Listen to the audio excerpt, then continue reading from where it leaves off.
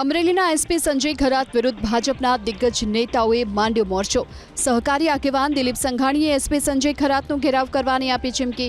દિલીપ સંઘાણીએ ગંભીર આરોપ લગાવતા કહ્યું, એસપી સંજય ખરાતના આશીર્વાદથી અમરેલીમાં દારૂનું ખુલ્લેઆમ વેચાણ થાય છે, ખનનની પ્રવૃત્તિઓ ધમધમી રહી છે। સાથે કહ્યું, તાલુકા ભાજપનું કાર્યાલય કેવી રીતે ચાલે છે ની વાત કરનાર એસપી કેવી રીતે ક્યાં ક્યાં શું ચલાવે છે તેની રજૂઆત મુખ્યમંત્રી સુધી કરીશું। એટલું જ નહીં, ગુંડાગર્દી કરીને પોલીસ વિપુલ દુધાતનો અવાજ દબાવે છે। પોલીસની કાર્યવાહી એક કાવતરું છે અને જો જરૂર પડશે તો ભાજપના હિતધારકોને એકઠા કરીને પોલીસનો ઘેરાવ કરવાની દિલીપ સંઘાણીએ ચીમકી ઉચ્ચારી।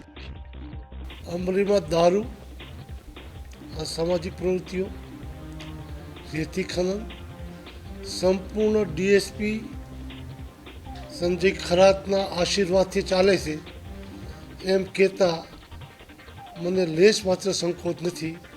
મેં ગઈકાલે એમના સાથે ફોન પર વાત કરી હતી કે એટલી જગ્યા આવું ચાલે છે અને ભાજપના કાર્યકર્તાઓ પર તમે દોષ આપો।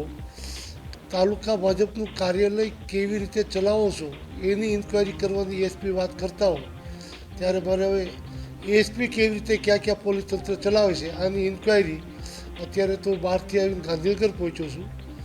હું સરકારમાં આ બાબતની સંપૂર્ણ વિગતો સાથે રજૂઆત કરીશ અને આ રજૂઆતના આધારે જે કાંઈ આક્ષેપો વિપુલભાઈ દુધાત ઉપર કરીને દબાવવાના, ગુંડાગીરી કરીને દબાવવાના પ્રયાસ પોલીસે કર્યા છે એમ કહેતા મને સંકોચ નથી। સંપૂર્ણ ભાજપના કાર્યકર્તાનું સંમેલન કરીને આ પોલીસને ઘેરાવ કરવાની નેતૃત્વ લેવામાં હું પાછો નહીં પડું। આમાં ચૂંટાયેલા પ્રતિનિધિઓ જોડાવું હોય તો જોડાય, ન જોડાવું હોય તો ન જોડાય। ભાજપના કાર્યકર્તા તરીકે એને પણ આમંત્રણ આપીશ।